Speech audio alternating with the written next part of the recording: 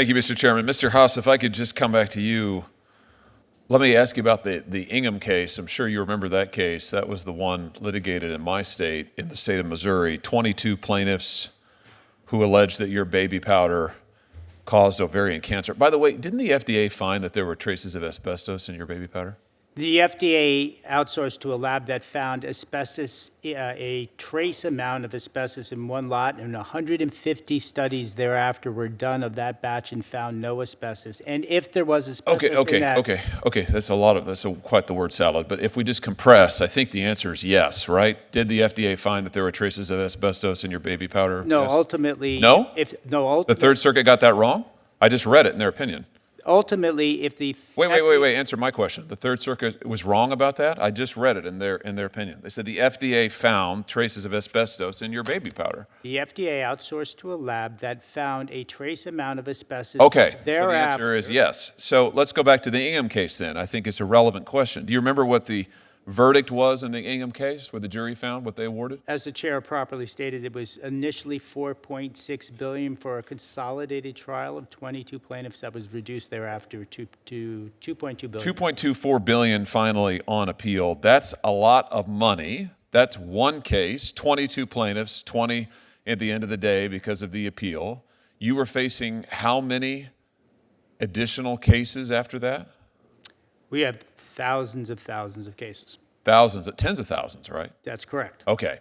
So one set of plaintiffs gets $2+ billion. You have the potential for, by that math, tens of billions more, right?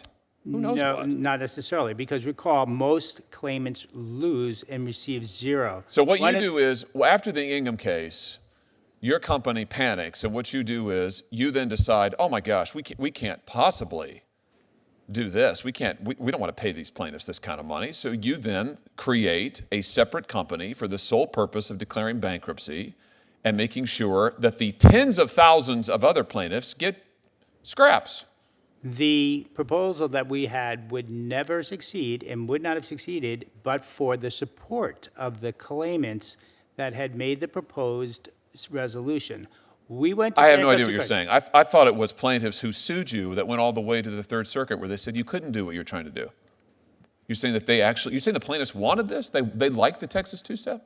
The plaintiffs want to be denied their day in court and denied recovery? The majority of claimants, counsel representing the majority of claimants, yes, do want this resolution because most claimants receives nothing. Let's talk about what you did. That was an aberrant one-off Let's talk about what you verdict. did. First of all, I think it's outrageous, the idea that plaintiffs want to be denied their day in court. That's why they took you to court. That's why the Third Circuit ruled against you. Let's talk about what you did.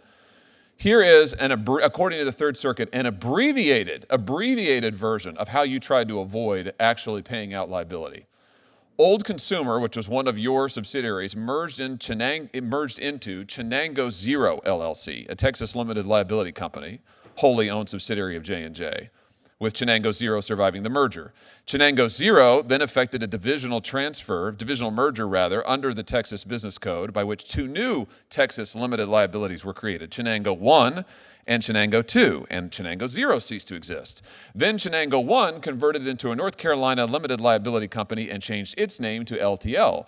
Chenango 2 then merged into Curahee Holding Company, the direct parent company of LTL. Curahee survived the merger and then changed its name to Johnson & Johnson Consumer Incorporated.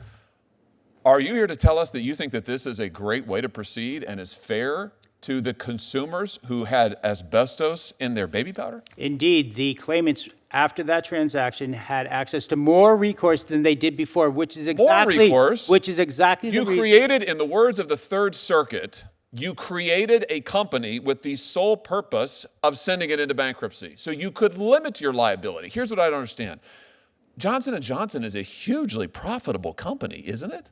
This is where we're talking about a subsidiary. Oh, I know, but you own them all. You own them all. So aren't you hugely profitable? I mean, how much money did you make on the COVID vaccine, for example? Nothing, actually. We made nothing. You got billions of dollars in subsidies from the federal government. Taxpayers have paid you billions. How much did you make on opioids? All those opioids you prescribed? How much did you make on that over the years? I do not have that information. Really? I thought it was curious when you said that your company credo was to always put the public first. It is. Was that what you were doing when you were lying to doctors and patients about the addictive nature of opioids? Is that why your company agreed to billions of dollars in settlements with states and other localities because of what you did to further the opioid crisis? We prevailed in the only 2 cases that were tried. You settled for billions of dollars, and I brought one of those suits, and it's the proudest thing I ever did as Attorney General of the state of Missouri. Your company has made billions of dollars on American consumers, multiple times lying to them. And the idea that you now are looking actively for ways to limit the liability for further torts you have committed against the American people, I think is outrageous, absolutely outrageous. And if you want to know why the American people don't trust huge corporations, it's because of companies like yours. And I would just say to my colleagues, if you want to know why private rights of action are so darn important and why we need to use them against the big tech companies, this is the reason why. One jury verdict got $4.6 billion. That's a hammer. Companies fear it. They fear it. It's why they're trying to distort the bankruptcy code to avoid it. We need to give more Americans the ability to get that recourse in court. And we need to change the bankruptcy code to make sure that companies like J&J can't avoid it. Thank you, Mr. Chairman. Thanks, Senator Hawley.